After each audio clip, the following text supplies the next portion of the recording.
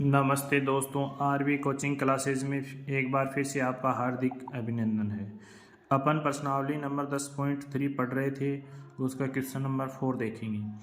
देखिए दोस्तों, इस वीडियो को सबसे पहले तो आप ज़्यादा से ज़्यादा शेयर कीजिए ताकि जो अन्य बच्चे हैं उनको भी लाभ मिल सके। तो अब ज़्यादा वक्त ज़ाया ना करते हुए अपन इस क्वेश्चन को आगे बढ़ाते हैं।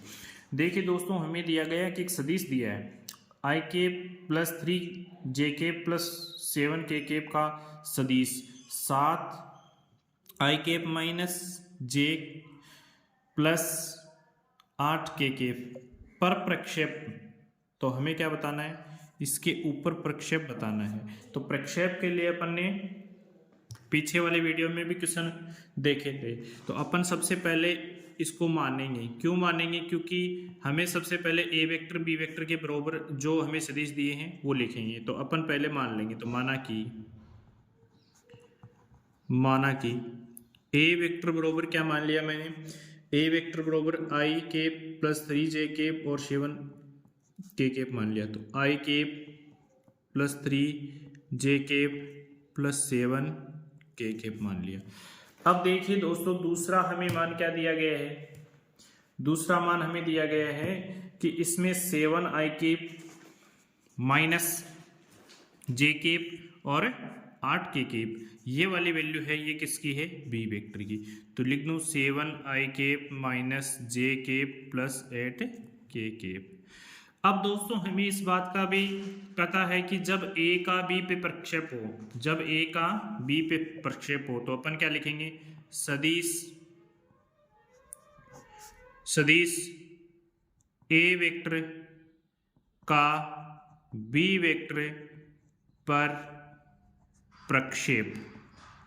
तब अपन क्या करते हैं, इसका एक फॉर्मूला होता है जो आपको याद रखना है। इसे हम बोलेंगे ए वेक्टर डॉट बी कैप, और बी कैप होता है ना, बी कैप, इसकी जो वैल्यू होता है वो बी वेक्टर अपॉन बी का परिमाण होता है।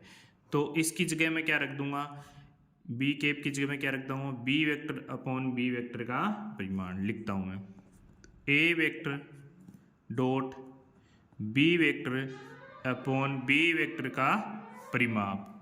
अब देखिए दोस्तों, जो हमारे पास वैल्यू दी गई है उस वैल्यू को हम क्या करेंगे, ए डॉट भी कर लेंगे, क्योंकि ये वाली वैल्यू ऊपर इंटू है ना, तो अपन ए डॉट भी निकालते हैं।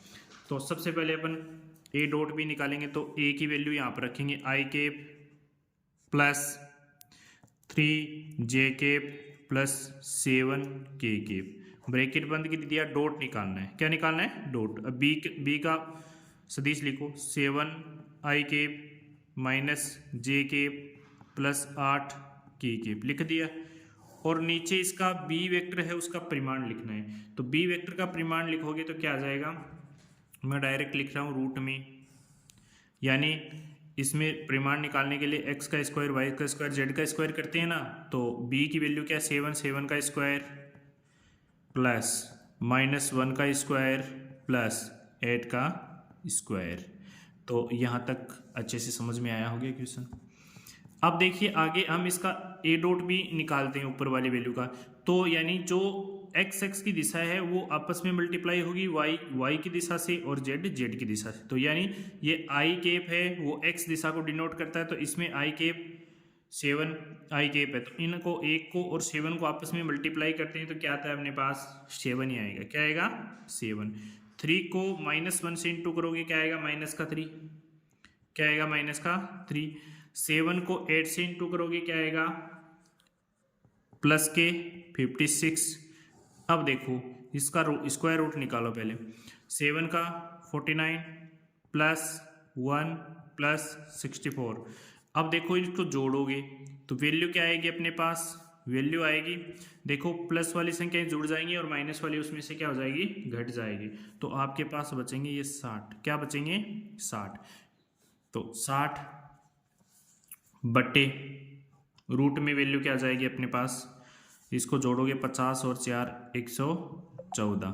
तो ये आपका है आंसर। तो दोस्तों अच्छे से समझ में आया होगा क्वेश्चन। बढ़ते हैं अगले क्वेश्चन की ओर। देखिए दोस्तों, इस क्वेश्चन में दिया गया है कि दर्शाइए दिए हुए निम्नलिखित तीन सदिशों में से प्रत्येक एक मात्रक सदिश। मात्रक सदिश यानी इकाई सदिश, यानी जिसकी जो वैल्यू है वो क्या आनी चाहिए, एक आनी चाहिए। तो 1/7 2i plus 3j plus 6k। फिर दूसरा दिया हुआ 1/7 3i minus 6j plus 2k। फिर 1/7 6i plus 2j minus 3k ये दिया गया है। सबसे पहले तो आपको इसमें एकमात्र सदिश निकालना है। उसके बाद ये दिया गया है कि यह भी दर्शाइए कि ये सदिश परस्पर एक दूसरे के क्या हों, लंबवत है। तो हमें पता है कि लंबवत के लिए कोस थीटा बराबर क्या होगा, थीटा बराबर क्या होगा 90 डिग्री, और कोस 90 की जो वैल्यू होती है वो क्या होती है 0। तो अपन ने एक सूत्र पढ़ा कि ए वेक्टर का डॉट बी वेक्टर का, ठीक है, ए डॉट बी वेक्टर, तो बराबर क्या होता है ए का परिणाम बी का परिणाम कोस थीटा।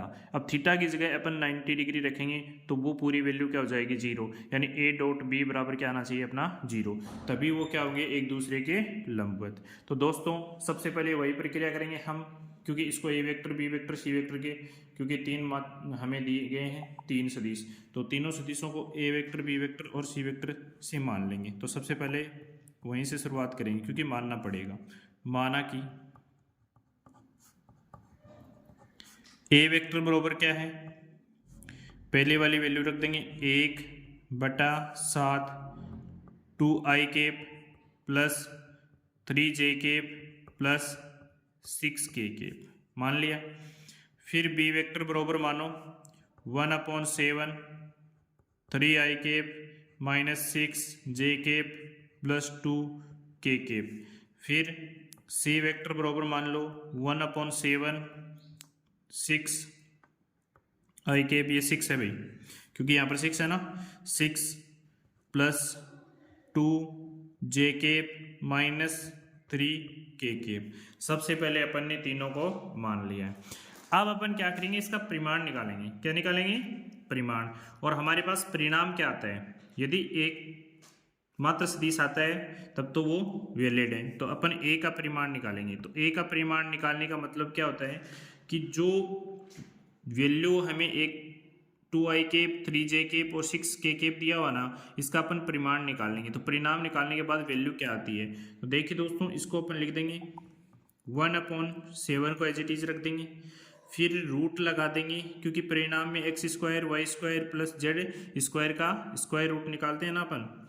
तो इसमें क्या है 2 का स्क्वायर प्लस 3 का स्क्वायर प्लस 6 का स्क्वायर, परिणाम निकाल रहे हैं। तो 1/7 इंटू इसकी वैल्यू क्या आ जाएगी 4 प्लस 9 प्लस 36।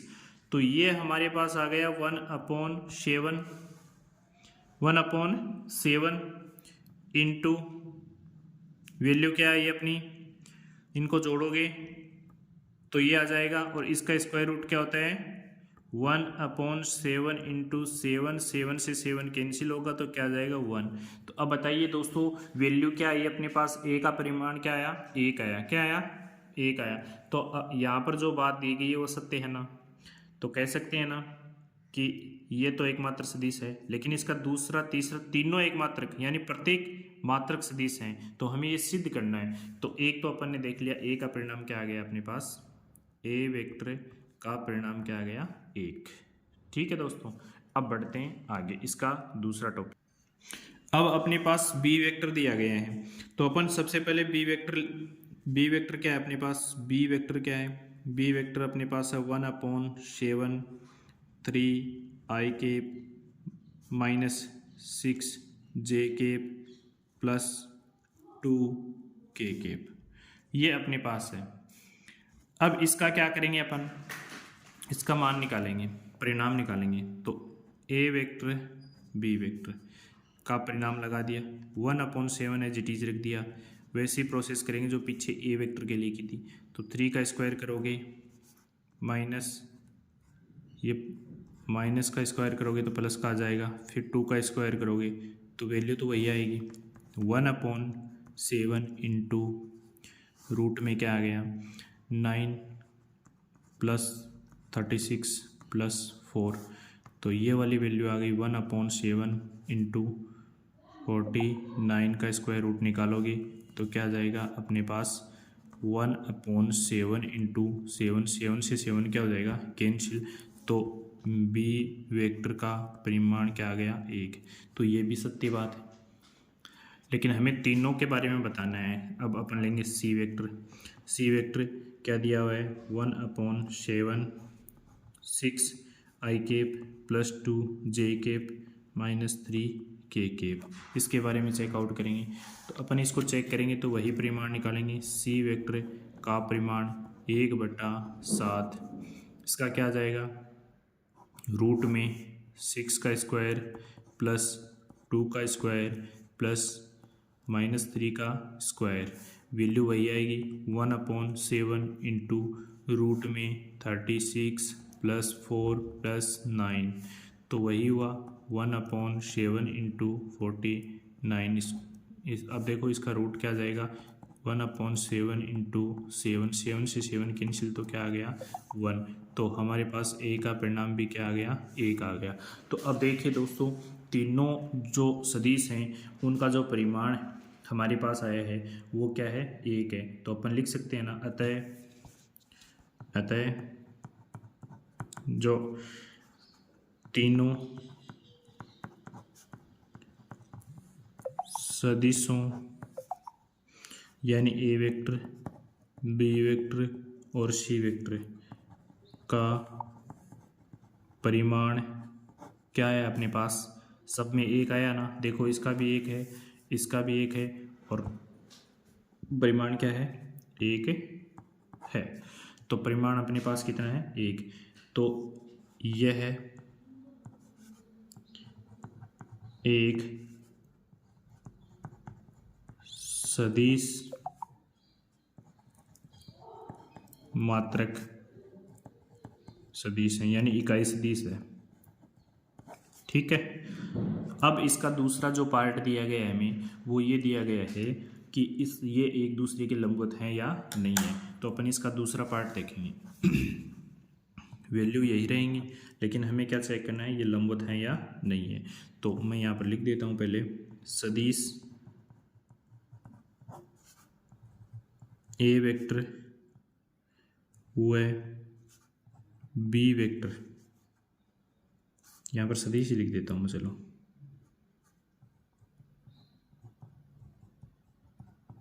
सदिश ए वेक्टर बी वेक्टर के लंबवत चेक करेंगे अपन। क्या करेंगे लंबवत चेक करेंगे। लंबवत होगा कब होगा जब यदि ए वेक्टर और डॉट बी वेक्टर बराबर क्या हो 0। अब ये बात क्यों होती है कि ये लंबवत 0 की क्यों होती है, क्योंकि अपन ने एक फॉर्मूला पढ़ा था a डॉट बी डॉट बराबर a का परिणाम b का परिणाम कोस थीटा। और जब वैल्यू लंबवत होती है ना तो यहाँ पर थीटा बराबर क्या लेते हैं अपन, थीटा बराबर क्या लेते हैं 90 डिग्री। कितने डिग्री लेते हैं 90 डिग्री। तो इसको हल करते हैं तो a डॉट b बराबर क्या आ जाएगा a का परिणाम b का परिणाम कोस 90। अब कोस 90 की जो वैल्यू होती है दोस्तों वो क्या होती है, कोस 90 की जो वैल्यू होती है वो क्या होती है 0। क्या होती है 0। तो ये ऑटोमेटिक ही पूरा क्या हो जाएगा 0। तो ए डॉट बी। तो अपन क्या करेंगे इसी रिजल्ट को आधार मानते हुए उसकी वैल्यू यदि 0 आती है तो वो लंबवत है वरना वो लंबवत नहीं है। तो इसीलिए मैंने इसको शॉर्ट फॉर्म में यहाँ पर लिख दिया है और मैंने यहाँ पर एक्सप्लेन भी कर दिया है कि लंबवत का मीनिंग क्या होता है। ठीक है दोस्तों, अब बढ़ते हैं अपन क्वेश्चन की ओर। तो सबसे पहले अपन निकालेंगे A dot B, A vector dot B vector. तो अपने पास ए और बी की वैल्यू क्या है, क्योंकि अपने पास 3 सदिश दिए हुए हैं तो हमें दो सदिशों के लिए 3 बार वैल्यू निकालनी पड़ेगी। तो सबसे पहले अपन ए डॉट बी वेक्टर निकालते हैं। तो ए डॉट बी वेक्टर निकालने के लिए मैं डायरेक्ट आपको निकालता हूँ। देखिए 1/7 ए वेक्टर की वैल्यू क्या दी गई है 2i cap plus 3j cap plus 6k cap, ये वाली वैल्यू। फिर मैंने b की वैल्यू रखी है 1/7 वापस ब्रैकेट बंद 3i cap -6j cap plus 2k cap. Bracket बंद। अब अपन इसका डॉट प्रोडक्ट करके निकालेंगे, तो इसको इससे मैं डायरेक्ट मल्टीप्लाई करके लिख देता हूँ, ये आ जाएगा। फिर इनको ब्रैकेटों के अंदर मल्टीप्लाई करेंगे तो क्या आ जाएगा, 2 किससे मल्टीप्लाई होगा, 2 3 से मल्टीप्लाई होगा, ठीक है, 2 3 से मल्टीप्लाई हो जाएगा। फिर चिन्ह कैसा है दोनों में, ये प्लस और ये माइनस, क्या हो जाएगा, माइनस लिख देता हूँ। फिर 3 किससे मल्टीप्लाई हो जाएगा, 6 से, ठीक है, क्योंकि अपन डायरेक्ट ही लिख देते हैं। और 6 इससे मल्टीप्लाई हो जाएगा, तो 6 अब की बार मैं डायरेक्ट ही लिख रहा हूँ। ये तो हो गया 6, ये हो गया 18 और ये हो गया 12। अब देखिए दोस्तों 1/49। अब मेरे को ये बताइए कि जब 12 और 6 को जोड़ते हैं तो हमारे पास कितना आता है, 18 आता है प्लस का, किसका आता है, प्लस का 18 आता है ना। अब ये प्लस के 18 हो गए और ये माइनस के 18 हैं, तो इनको जोड़, ये प्लस और ये माइनस घट जाएगा, तो वैल्यू क्या आ जाएगी आपके पास, 0। क्या आ जाएगी, 0। देखो मैं यहाँ पर एक स्टेप लिख रहा हूँ, अब जो इसका दूसरा पार्ट निकालूंगा उसमें नहीं लिखूंगा, मैं डायरेक्ट बताऊंगा। तो 18 माइनस 18 क्या हो गया, 0 हो गया ना। और 0 को यदि किसी भी संख्या से गुणा करते हैं तो वो 0 होती है, तो वैल्यू क्या आ गई अपनी, 0। तो इससे तो अपन ने सिद्ध कर लिया कि ए डॉट बी तो क्या है, एक दूसरे के लंबवत हैं। तो ये तो हो गया अपना 0, ठीक है। अब इसी का दूसरा जो पार्ट है वो अपन निकालेंगे बी डॉट सी वेक्टर। क्यों निकालेंगे इस बात का भी पता आपको कि 3 सदिश हैं, तीनों को लंबवत देखना है, तो बी डॉट सी निकालेंगे। तो मैं अब डायरेक्ट लिख रहा हूँ, पहले 1/7 3i cap minus 6j cap plus 2k cap, फिर डॉट 1/7 सी की वैल्यू क्या दी गई है, 6i cap plus 2j cap minus 3k cap, ये दी गई है।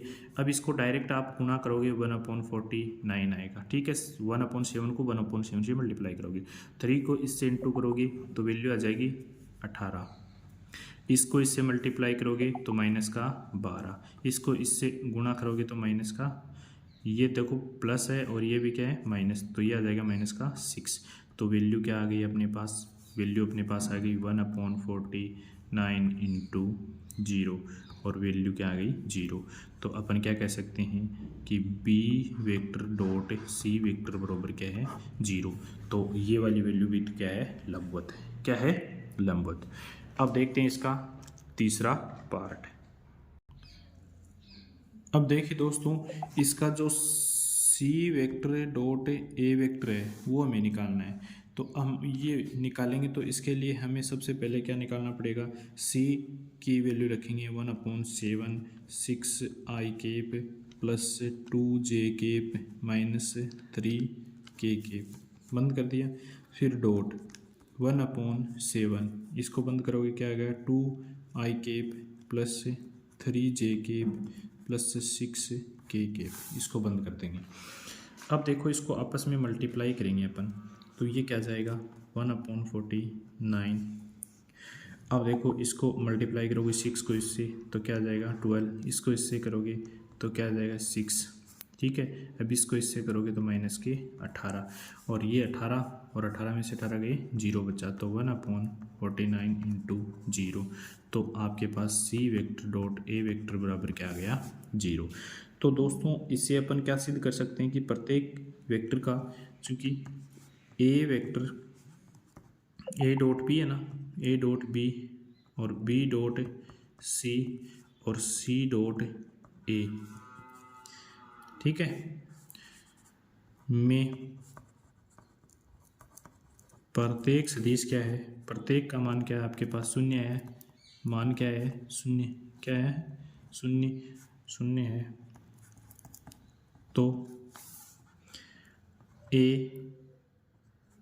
लंबवत है बी के, बी लंबवत है सी के और सी लंबवत है ए के, ठीक है। अतः ये आपस में परस्पर, अतः a vector b vector c vector परस्पर क्या है, लंबवत, लंबवत है। तो दोस्तों आशा करता हूँ अच्छे से क्वेश्चन समझ में आया होगा, क्योंकि एक ही क्वेश्चन में आपको दो क्वेश्चन पूछ लिए गए हैं, एक तो ए डॉट बी और एक आपको मात्रा के सदिश। तो अच्छे से समझ में आया होगा।